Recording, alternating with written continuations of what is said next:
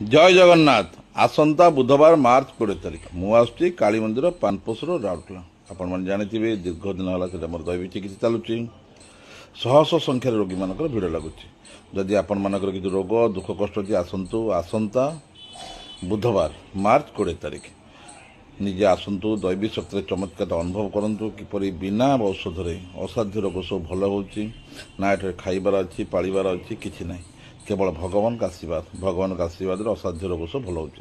आसंता बुधवार मार्च 20 तारिख मुझे काली मंदिर पानपोसर राउरकेला। आपण मैंने आसतु निज दैविक चिकित्सार मजा नियंतु निज अनुभव करूँ दैविक शक्ति किपर बड़ बड़ असाध्य रोग सब भल हो।